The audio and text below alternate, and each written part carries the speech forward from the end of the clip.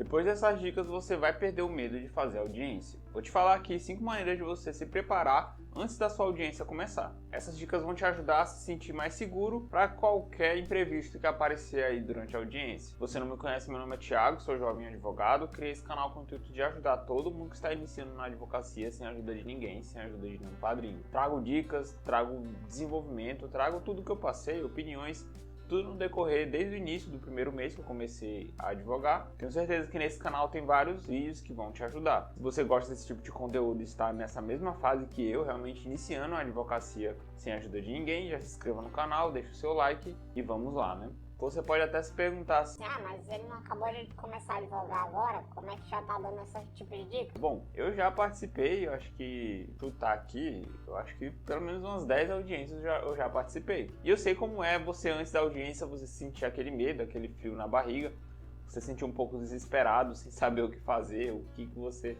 vai perguntar, como você deve se preparar antes da audiência. E no decorrer do tempo fui criando algumas rotinas antes de acontecer a audiência. E aí eu criei essa rotina antes de acontecer essa audiência. Que sempre antes da audiência eu faço essas 5 coisas que eu vou falar aqui nesse vídeo. Eu não vou mentir que o frio na barriga, aquele nervosismo ainda tem. Pelo menos eu já me sinto mais preparado para as coisas que podem acontecer. O frio na barriga geralmente é no começo, depois no decorrer da audiência passa. Então se essas dicas me ajudam, eu tenho certeza que vai ajudar você também. A primeira dica que eu vou dar é sempre um dia antes da audiência, você olha nos autos para ver se a outra parte, no caso se você tiver pelo reclamante ou pelo requerente, você vê se a outra parte já colocou a contestação. Geralmente eles sempre colocam um dia antes ou então no mesmo dia. Se a audiência for pela manhã, eles colocam geralmente um dia antes, e se a audiência for no final da tarde, geralmente eles colocam de manhã. Para você ver o que eles colocaram em contestação e ver também os documentos que eles colocaram nos autos. Se tiver bastante documentos, o juiz geralmente vai dar um prazo para réplica. Eu nunca participei de uma audiência que o juiz pediu para me fazer réplicas orais. Eu acredito que seja porque eles não querem perder tempo, né? Então, geralmente eles dão prazo para a gente apresentar a réplica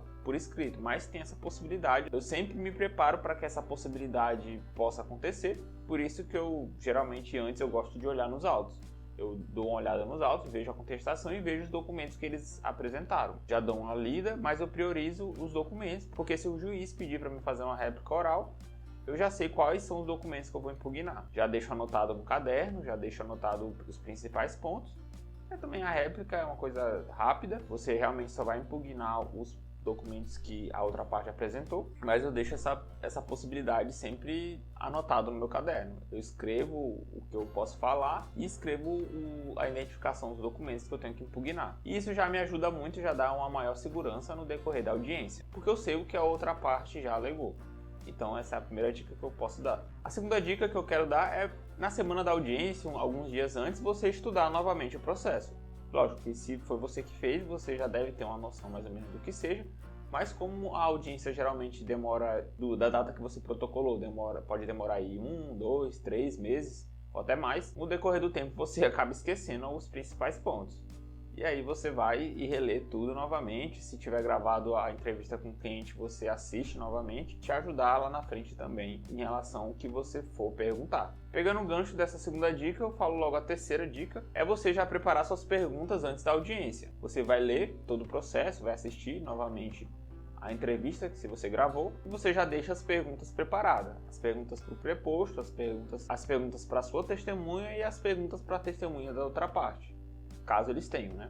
Já deixa tudo preparado, anotado, por escrito mesmo. Sempre olhando o que é o ônus da prova, o que é que você tem que provar, o que é que você não precisa provar. Porque você não precisa fazer uma pergunta de algo que quem tem que provar é a outra parte. Então vai ser perda de tempo. E algumas perguntas também que não tenham nada a ver com o processo.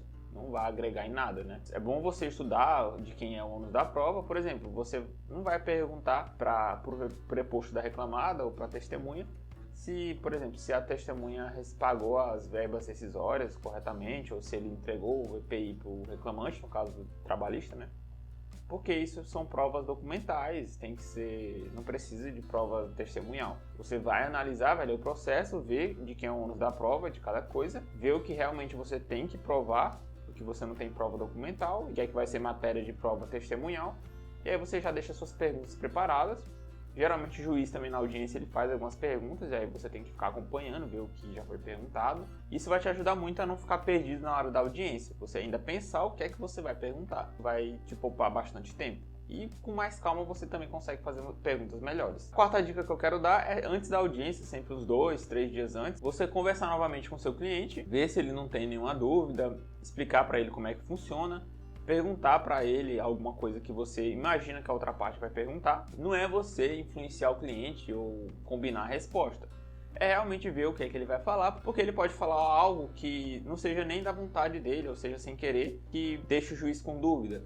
Então você vai, conversa com ele, vê como é que ele vai falar, você realmente imagina que a outra parte está perguntando para ele, e aí vê o que ele vai responder, e aí você fala, é melhor você, é melhor se você falar assim, o juiz vai ficar com dúvida, ou ele vai te olhar de um jeito que ele não vai entender, melhor você falar desse jeito. E a mesma coisa com a testemunha, também você faz essa reunião, conversa com ela, vê o que é que você tem que perguntar para ela, o que é que ela vai provar, o que é que não vai provar. Por exemplo, você tem uma testemunha que só viu um fato, você não vai perguntar o outro fato porque ela vai dizer que não sabe. Então é melhor você perguntar só o que você tem que perguntar mesmo para ela. Quinta e última dica é, antes da audiência, você pesquisar por processos que essa empresa já tem. Tem um vídeo aqui que eu falo sobre você pesquisar e tirar a certidão trabalhista.